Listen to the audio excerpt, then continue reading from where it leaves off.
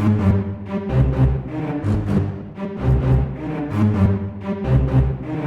what is the future of mobility? Owning a car in the classic sense will go down. Yes, we have maybe less cars or better use.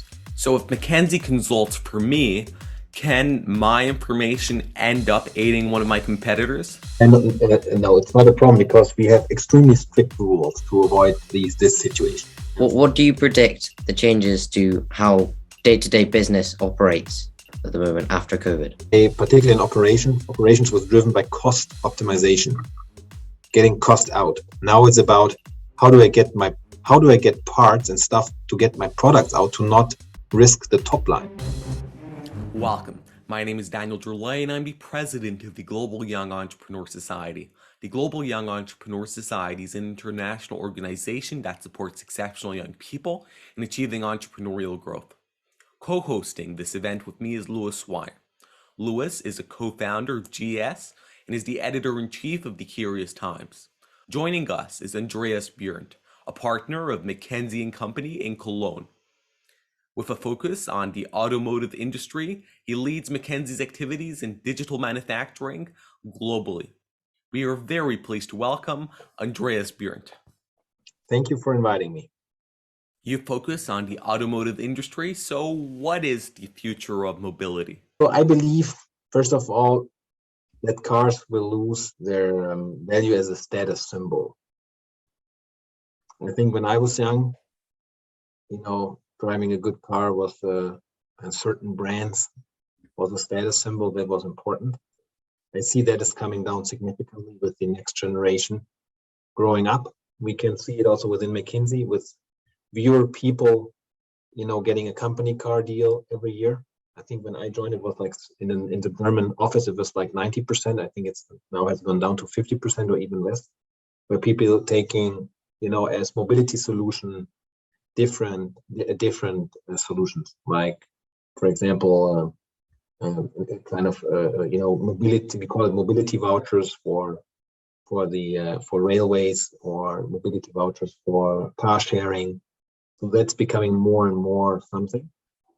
So therefore, I believe that owning a car in the classic sense will go down. I believe that with autonomous driving becoming more and more a real, thing that we will see, I think we will see a better utilization of vehicles. So the OEE, if that tells you anything, will go up. So we have maybe less cars or better use, because they are used the whole day. They pick up maybe more than one person. So we will see this is one big area. And I believe connectivity will significantly increase within autos, which was not such a big topic in the past, but we now see, particularly it's also driven in the Chinese market, connectivity of a car is super important. Over-the-air updates. These are the things that the classic auto industry has a little bit neglected in the past decades. So that has become changing.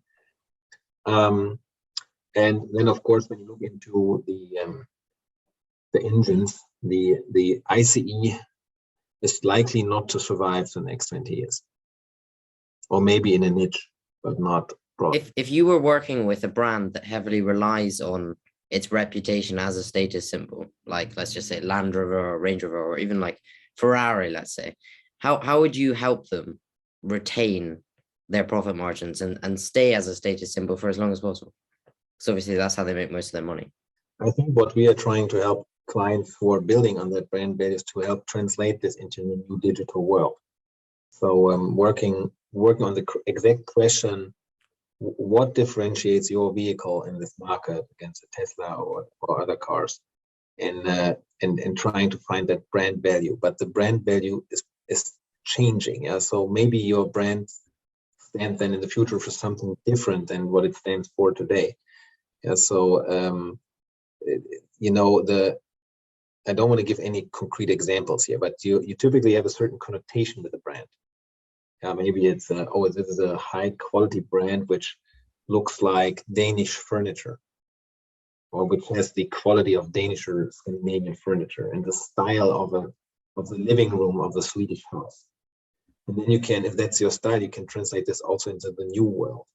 And I think that's what we're trying to do. What do you think are the most influential economic trends happening today? I think it depends a little bit on the, let's say, time horizon that we're looking at.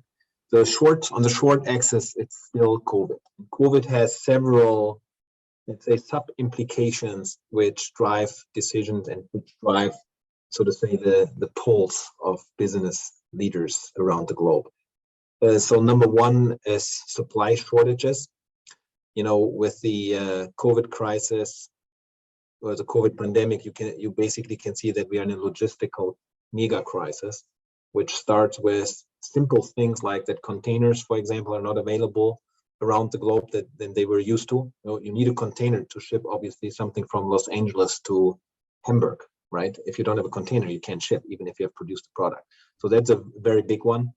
Then supply shortages. You might have heard about the chip crisis, that we have a globally significant chip shortage at the moment, which has also some roots in the pandemic, because people have made bets on, okay, how much do I think I will need? And obviously suppliers have adapted the capacities.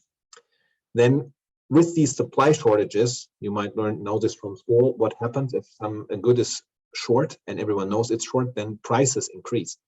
So we have significant price increases, particularly in the logistical chains, but also for energy, which then drives cost up and is an immediate pressure on businesses at the moment. Then the third kind of biggest thing that's happening from COVID is we are all now sitting in a video conference. And why can we sit in a video conference now? It's only because of COVID. People had to work from home, which has significantly boosted technology for video conferencing systems, which is now changing the logic how we do businesses in, let's say, more in the white collar areas in administrative work. So most people are working from at home and have got used to it. And the technology is now there to participate in a VC. I tell you, before COVID, we would have done this call here via telephone conference, most likely. And now we use like it was nothing, a Zoom conference, and we could choose between 4 other products, if we wanted to. So the question will be, how is that going to change? Is that going to change back? I don't believe so. I think a lot of this will stay. And that will then drive, will have a lot of influence on businesses. Yeah. So maybe I'm now currently sitting here in Frankfurt, maybe only 50% of the space is only needed going forward. I don't know, or 20%, or maybe we reduce by 20%. So it could have significant influence, for example, in the real estate market and how companies work. Then I said, so this is more short axis. Then you have some more long-term things. I think the biggest long-term driver that companies are currently thinking about is sustainability. And of course, with the climate change becoming much more evident year by year, the pressure is already there. And companies are fortunately much faster than most of our governments. So while government policy is, from my view, globally lagging, companies know if they don't change, they will lose their right to exist. Maybe not now, but in 10 years. So if you, for example, take a steel producer, a steel producer knows probably in 10 to 15 years, I will need to have carbon emission-free steel production. So what do? Do you wait until in 15 years, this maybe is at some point in time, baked into policies, or do you do something about it now? And most companies decide to do something about it now. Be faster and really think about it and invest into it. I find this, by the way, very encouraging. Also, I tend to get frustrated from how fast climate change control is moving on in the kind of public space and public media. And when I then look in the private sector, many companies, or all companies I know, are taking care of this. Then the last thing I would like to speak about is kind of more social aspect. So several drivers here. So that the question of equality and having, for example, a 50% share of women in leading positions. That's something that's, at least here in the European world where I'm most of my times working in a very big thing. Yeah, so really trying to find capable women, trying to find also spaces where where also women can really progress and make a career. That's a big topic. This connects also with some other social things on the supply chain side, where I don't know if you've heard about. You need to take care also of the suppliers you have and the suppliers of the suppliers, and make sure that, for example, the work ethics and standards are lived through the supply chain. I don't know if that's a very European thing only, or it stands across the globe, but at least here in Europe, this is also a very big deal. So you cannot say, "Hey, I just bought this," and put your hands off, which I also believe is it's a more long-term driver, of course. And then a very long-term driver, which most companies intellectually understand but don't do anything about it, is the question of how the capabilities of your workforce have to change over time with increased digitization, analytics, and a changing work environment.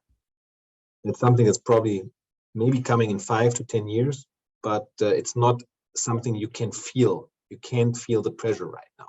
And that's why companies currently don't really act upon it. Andreas, you joined McKinsey in 2009. What were the top business lessons you have learned over your time at McKinsey? The biggest lesson learned is that it's all about leadership. You can have the best idea, you can have the best kind of personal talent and capabilities, but if there's no leader, or if you're not yourself a super strong leader, then you will not make it.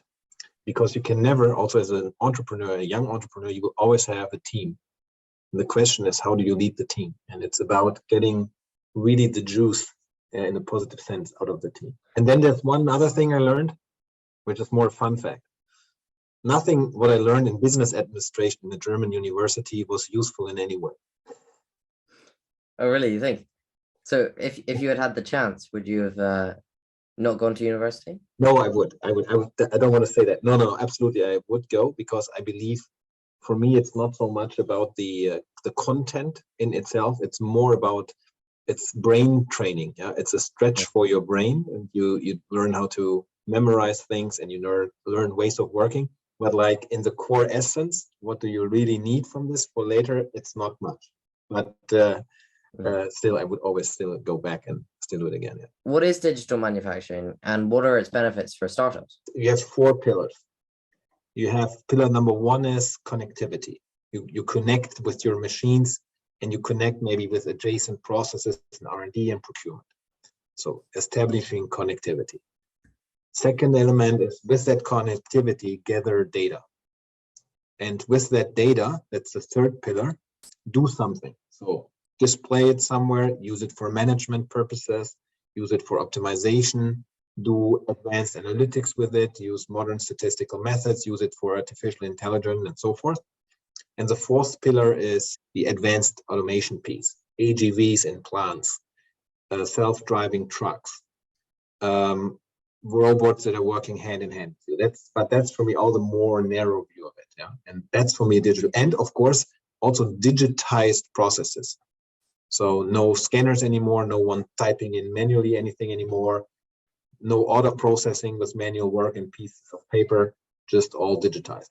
A startup is not an incumbent player with a large supply chain and mass production. Yeah, it starts small. Yes, startups start small. So, and I believe that digital manufacturing offers a lot of opportunities here for startups, because when you think of, let's say, that the trends are going much more towards customized products and e-commerce and direct to customer interaction, then digital manufacturing in the broader sense gives a big opportunity, because you can think of, you customize your product, I don't know, in a configurator in the internet, and then it makes this kind of order and configuration makes this whole way through the kind of order intake systems to the procurement processes to the final supply chain and manufacturing processes, which are maybe not internal, but maybe are a third-party contract manufacturer who does it for you, and then you have the logistics company shipping it.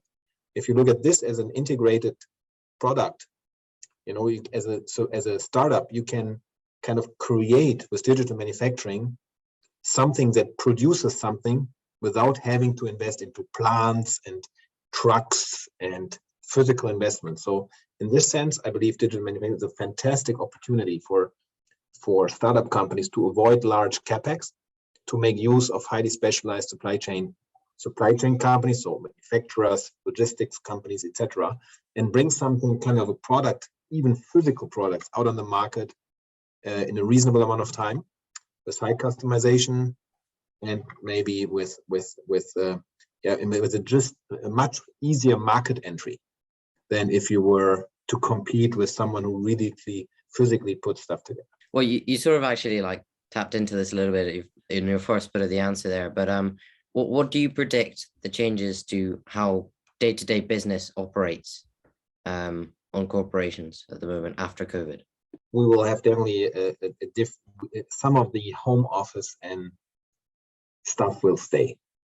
And so I don't believe that we will go back to a complete normal. Also, I believe the way how business meetings are going to be held will change. So not everyone will fly for a day around the globe to have a half-hour meeting and then fly back home. I think these things will change, because people have found out, hey, instead of sitting in an aircraft flying 10 hours from A to B, I can also be at home and maybe take care of my kids and my family, and then do a 1-hour steering committee where otherwise I would have flown over. So I think this is more on the surface. There are more general business conduct side. I think these things will for sure change. I also believe that companies will think more about how can you make your supply chains resilient.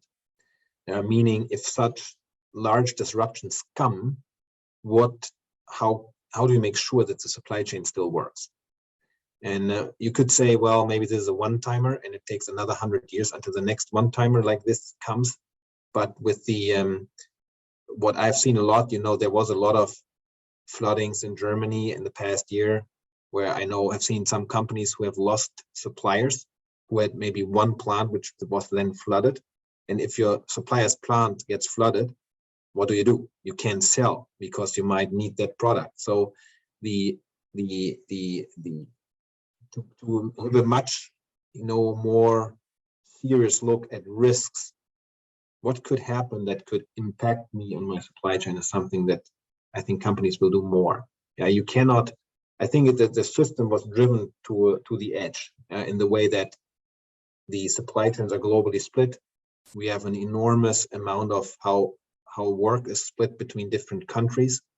We're shipping parts across the globe from A to B, from B to C, etc., which also makes it a system which is sensitive to disruptions.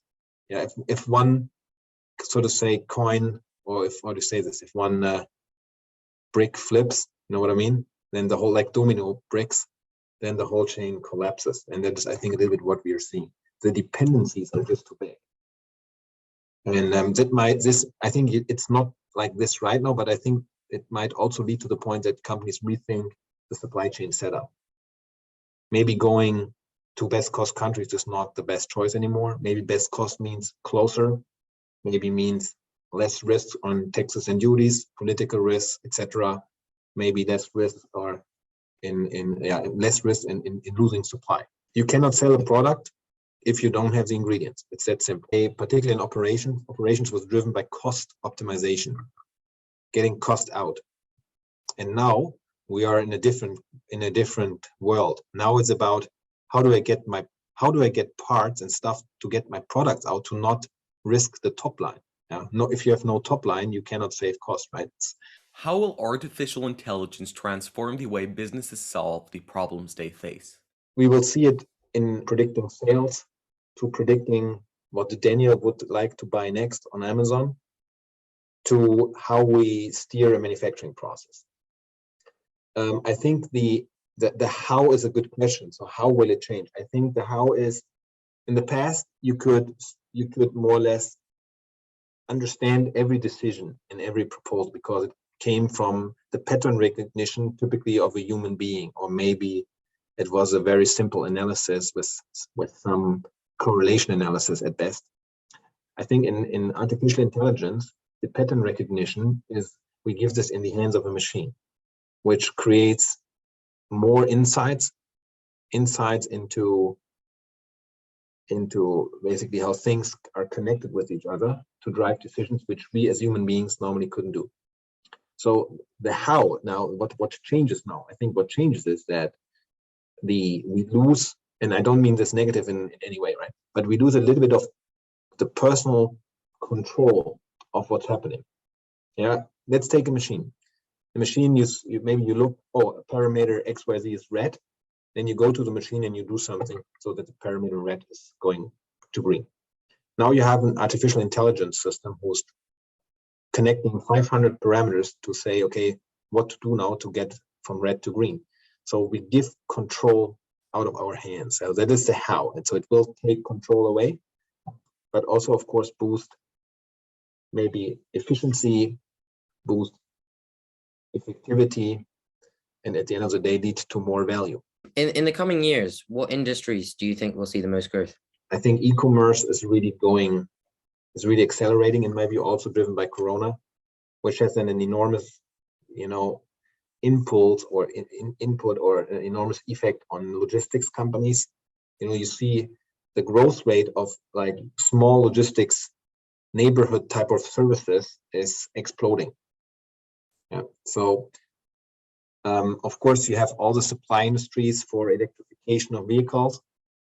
I mean, we need to find all the ingredients for batteries and electromotors somewhere in the world. Somewhere had to dig them out of the ground to find them.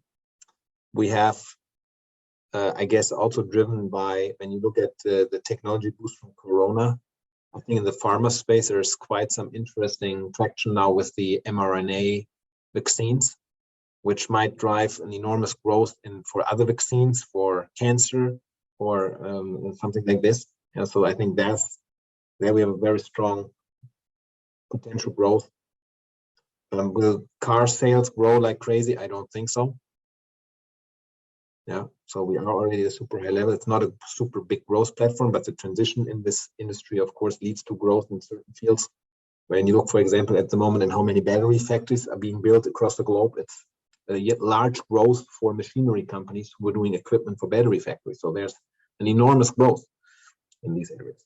Do you think that manufacturing will be taken out of emerging countries? Yeah, I think we will not take out real production from emerging countries. I think it's a slow process, right? It takes years, it takes decades to move somewhere or to move back. I think in these emerging countries, what will happen is they will work even harder to stay competitive or keep a competitive edge, to overcome the potential disadvantage of being too broad or too far away, which will then again boost productivity and value creation in those countries. So I think it's a slow process, which at the end of the day will not, in this sense, kill jobs somewhere else, but will just lead to structural changes. These guys will then do other stuff and find stuff for themselves. Do you think that in this digital world, more and more services will be done from emerging countries, taking advantage of lower living costs? Same for services. I mean, we had the concept of offshore and shared services exist since decades, right? So I would not say that this now enables further push into this direction, because you can do any kind of service you can theoretically do sitting in an office anywhere in the world, so to say. If you have now a Zoom or not, I think is not the question. Like for the classic business services, let's say accounting services, procurement services, IT services, you can do also without Zoom. But what I believe is that we might see more services that you could do, where you're overcoming logistical distances much easier. So maybe, someone who's doing, let's say a psychologist can maybe do much more remote work and maybe increase the throughput of patients. And that's maybe very operations type of view, but you know what I mean, or increase it to other countries or overcome time zones, etc. I think there we have a lot of services where I could believe with the video conferencing systems that we have now, and we are getting closer.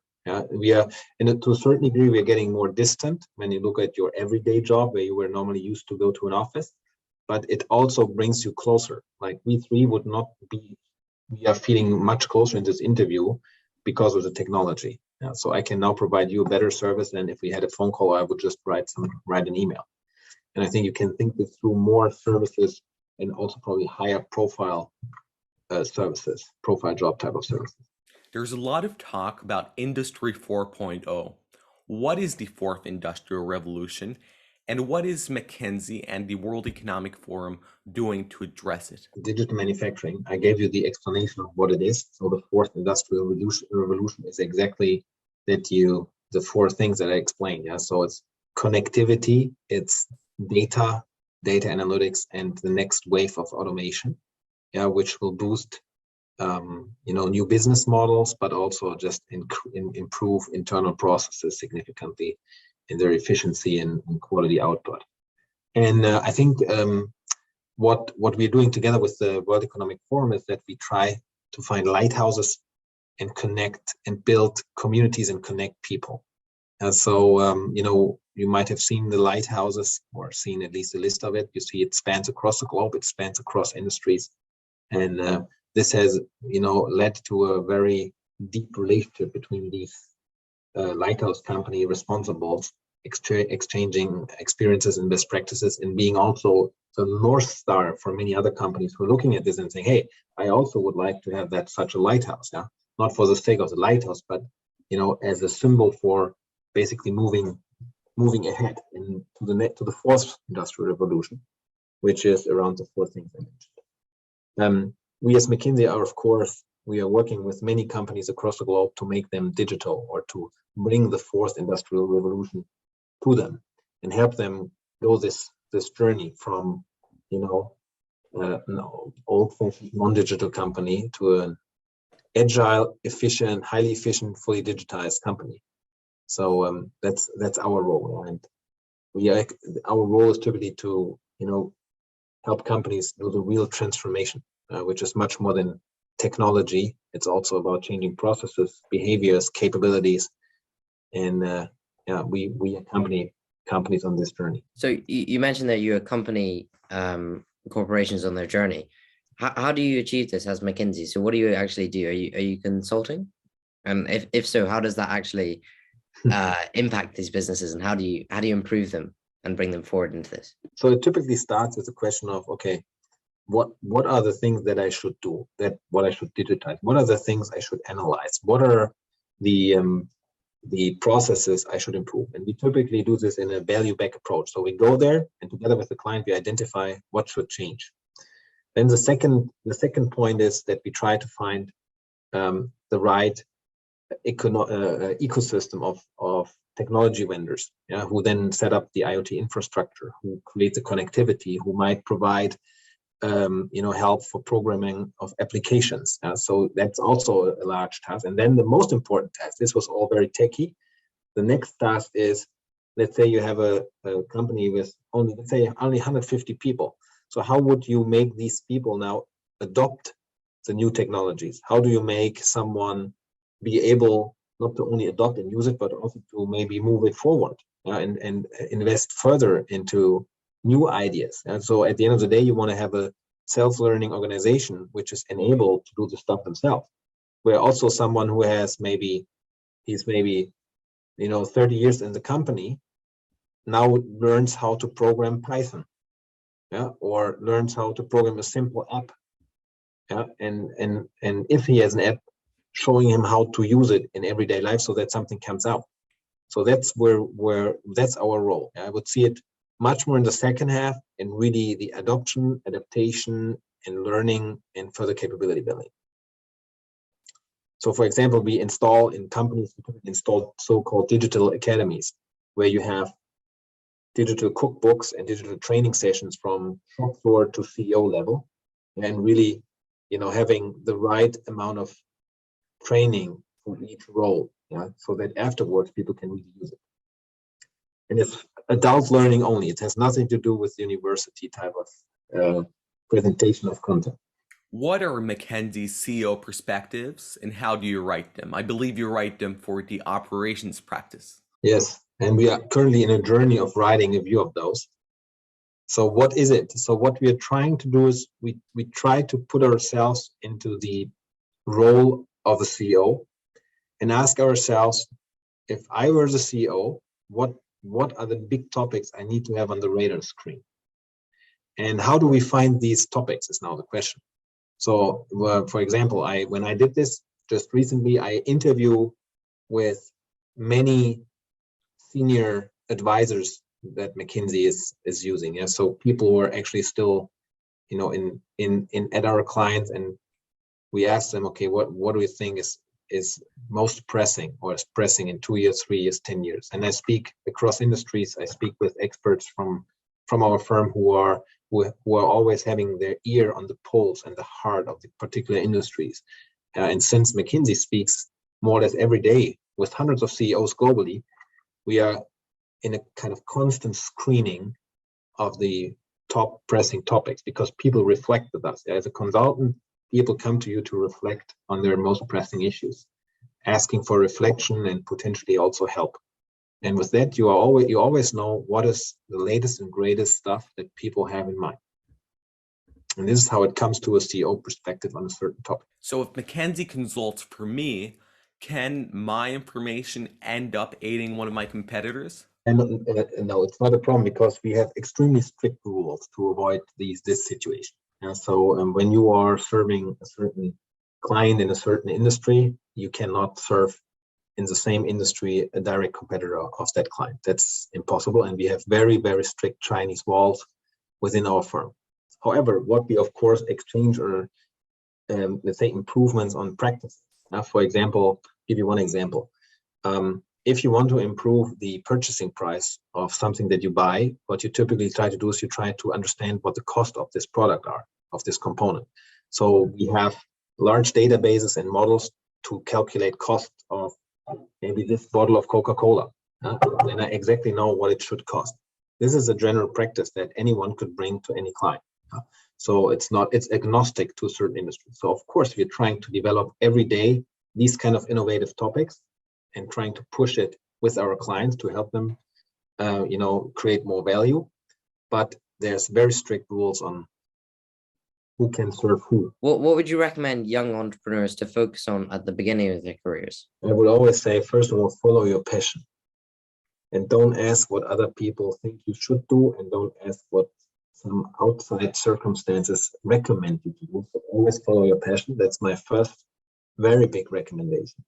Then I think overall it depends a little bit on what do you want to do. This is also what I tell the people who interview at McKinsey to join us.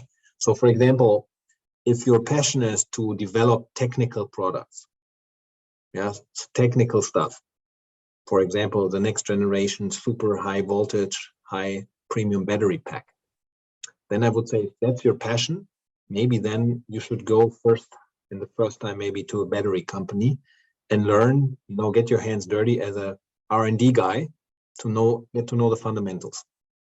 Yeah, you could then use this later on to maybe do your own business, but you need to learn something, of course, in that sense.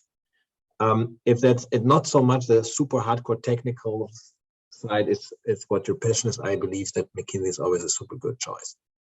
To probably has the steepest learning curve you can ever imagine, seeing enormous amount of industries and functions, understanding how life works and how companies work. Of course, with a fantastic set of colleagues and high-paced entrepreneurial people. And McKinsey in itself is a very entrepreneurial place, but which you might not think. But McKinsey, we have one saying which says, build your own McKinsey. And it basically stands for you can, with an entrepreneurial mindset, create your own world and value proposition in your own product. Of course, it's consulting products. It's maybe not physical, but you can, live your life as an entrepreneur within McKinsey. It's not a startup, of course, but we have small elements of startup, like startup companies, where when you build your own innovative topic that you can bring to clients, which is like building a small company. But I know where you're coming from. From like a classic startup background, we have many colleagues who stay with us for a few years and then go to startup companies, build startup companies. I think we see everything. Whereas the classic trend to go to a big corporate, I have the impression is going a little bit down. Why do you think so? The young generation, like you guys have understood that if you want to be creative and really do something, in a startup place is maybe a good place to be at. And my parents maybe were, when I look at my parents, they probably were more in the mood, I need to find a job, need to find a safe job, safety, security were the values. And I have the impression that, but you can tell me, in your generation, it's more, these values are getting a little bit more in the background. You guys taking more risk. Do you think that's a good thing or a bad thing? I think it's fantastic because it moves things forward. Everyone is now focused on the climate issue and reducing the carbon footprint. But how do you reduce carbon footprint? You reduce consumption. So how do businesses retain their profits while consumption is being reduced? That's one of the most fundamental questions. I think the fundamental issue that we have, and now it's getting a little bit philosophical, it's a question, what is the value of goods? And when you give a T-bone steak a value, then today you might pay Germany, and you might pay 30 euros for it in a restaurant, 30. The problem is not the steak. The problem is what you needed to put into the steak. And every ingredient was priced in the wrong way. If we price it in the right way, and we had all technologies in place to create it in a sustainable way, there would be an enormous amount of additional value add in the creation of that one T-bone steak, which in itself creates a multiplier effect in growth and additional services, additional technologies that we don't see or know at the moment. Right? If you would produce energy only with renewable energies, imagine what this would mean for water plants, for solar energy, windmills. I believe it's the prices which are wrong, which lead then to a too high utilization of resources, which we could kind of replace with a more sustainable way of using resources. And of course, I don't know what the macroeconomic model behind this, but I believe if you would really solve all of this, the value creation on getting it sustainable is so high that it will most likely overcompensate what you might lose now in excess consumption. At the end, it's excess consumption. And the second element is, what about services? We can spend all our money in services, in digital services, and create value there. So it doesn't always need to be physical. Look at Netflix. It's a service that didn't exist a few years ago. Now it's a large company, creates value. And there's tons of these examples. And so I believe it's not necessarily required to translate everything in physical consumption or consumption of physical goods. We have come to the end of today's discussion, which I found very useful and highly insightful.